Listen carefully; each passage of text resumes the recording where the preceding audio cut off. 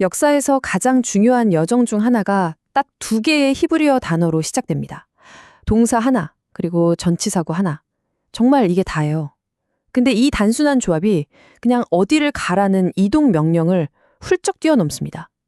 그 안에는 한 개인의 운명, 나아가 한 문명의 서사를 통째로 바꾸는 아주 심오한 코드가 담겨 있죠. 바로 레크레카입니다. 이 두 단어 안에 나는 누구이고 또 어디로 가야만 하는가라는 인간의 가장 근원적인 질문이 압축되어 있다고 할 수 있습니다. 지금부터 이 짧은 명령 속에 숨겨진 여러 층의 의미를 우리가 한 겹씩 벗겨내 보겠습니다. 자, 그럼 첫 번째 층위, 언어 그 자체부터 한번 깊이 파고 들어가 보죠. 이 표현의 독특한 문법적 구조 안에는 과연 어떤 비밀이 숨어 있을까요? 레크레카는 두 부분으로 나뉩니다. 먼저 레크, 이건 가라라는 동사 명령형이고요. 레카는 너에게 또는 너를 위해로 번역될 수 있는 전치사구입니다. 그러니까 이걸 합치면 너에게로 가라 또는 너를 위해 가라는 아주 복합적인 의미가 되는 거죠. 이건 단순한 지시가 아니라 그 행동의 목적과 방향이 행위자, 바로 너 자신을 향하고 있음을 암시하는 대단히 독특한 표현입니다. 정말 흥미로운 점은요, 이 독특한 표현이 창세기 전체를 통틀어 딱 두 번 나온다는 사실입니다.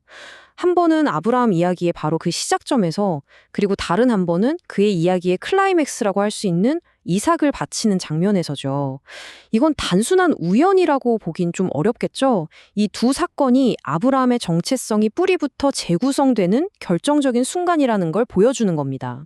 이 레카를 어떻게 해석할 거냐, 이걸 두고 학자들 사이에서 아주 중요한 논쟁이 벌어집니다. 한쪽 입장은 이렇습니다. 이건 그냥 단호하게 어서 가라는 의미를 강조하는 일종의 관용어구라는 거죠. 여정의 방향이 바깥, 즉 외적인 세계를 향해 있다고 보는 겁니다. 하지만 다른 한쪽에서는 전혀 다르게 봅니다. 이 말을 문자 그대로 너 자신에게로 가라는 깊은 내면에 향한 여정의 명령으로 해석해야 한다는 거죠. 그럼 이제 두 번째 층위로 넘어가서 이 표현이 역사적으로 어떻게 읽혀왔는지 한번 따라가 보겠습니다. 수백 년에 걸쳐서 이 물리적인 여정이 어떻게 심리적이고 내면적인 여정으로 그 의미가 변해왔는지 그 흐름을 추적해 볼 겁니다. 이 흐름을 보면 아주 일관된 경향성이 보입니다. 13세기 주석가 나흐마니데스는 이 여정을 자신의 유익과 자기 실현을 위한 길로 읽어냈고요. 18세기 하시디즘 전통에서는 한 걸음 더 나아가서 이걸 물리적인 습관에서 벗어나서 진짜 자기 자신을 향해 떠나는 내면의 여정으로 해석의 깊이를 더했습니다. 그리고 20세기에 들어오면서는 이게 심리학, 인간의 욕망, 그리고 자기 발견이라는 문제와 직접적으로 연결되기 시작하죠. 이 모든 해석들이 공통적으로 드러내는 핵심적인 역설이 바로 이겁니다.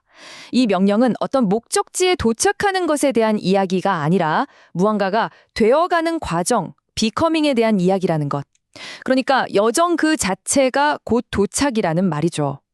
다시 말해서 어딘가를 떠나는 행위가 곧 자기 자신을 발견하는 행위와 같다는 겁니다. 자, 이제 가장 깊은 층위로 들어가 보겠습니다. 이 고대의 명령이 오늘날 현대인의 실존적 조건, 특히 자기 자신으로부터 소외된 자아의 문제에 대해 과연 무엇을 말해주고 있는지 살펴보죠. 이 질문 우리 스스로에게 한번 던져봐야 합니다. 왜냐하면 너 자신에게로 가라는 이 명령 속에는 지금 여기에 있는 내가 아직 온전한 내 자신이 아닐 수도 있다는 중요한 전제가 깔려있기 때문이죠.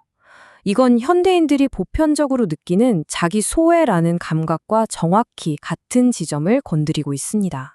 놀랍게도 이 수천 년 전의 전제는 현대의 심리학의 아주 기초적인 개념들과 나란히 갑니다.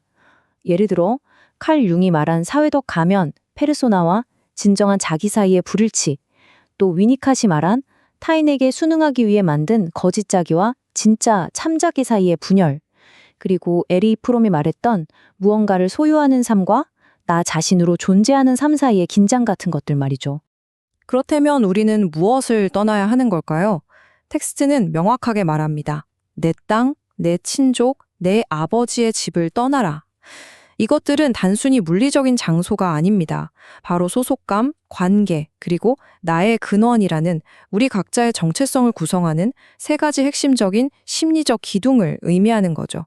바로 이 지점에서 이 구조의 놀라운 대칭성이 드러납니다. 첫 번째 레크레카, 명령에서 아브라함은 자신의 만들어온 과거, 즉 자신의 뿌리와 정체성을 떠나라는 요청을 받습니다. 그리고 두 번째 명령에서는요, 그가 그토록 바라던 미래, 약속과 유산, 그리고 후계자를 포기하라는 요청을 받죠. 결국 과거에 대한 집착과 미래에 대한 기대를 모두 내려놓을 때 바로 그때 비로소 진정한 자아가 그 모습을 드러낸다는 깊은 통찰이 여기에 담겨 있는 겁니다. 결국 이 모든 분석의 핵심은 어떤 명쾌한 답을 찾는 게 아닙니다. 이 두 단어는 우리에게 답을 주는 대신 아주 강력하고도 쉽게 풀리지 않는 질문들을 던지고 있습니다. 그 질문들은 이런 것들입니다. 첫째, 지금 나의 삶은 진정한 나 자신으로 향하는 길 위에 있는가? 아니면 오히려 그 길을 가로막는 장애물인가? 둘째, 나의 성장을 가로막고 있는 것은 무엇인가? 여기서 중요한 건 그게 꼭 나쁜 게 아닐 수도 있다는 점입니다. 오히려 내가 너무나 소중히 여기는 어떤 좋은 것일 수 있다는 거죠. 그리고 마지막으로 설령 목적지가 아직 불분명하다 해도 내 삶의 방향성 자체가 진정한 나를 향하고 있는가?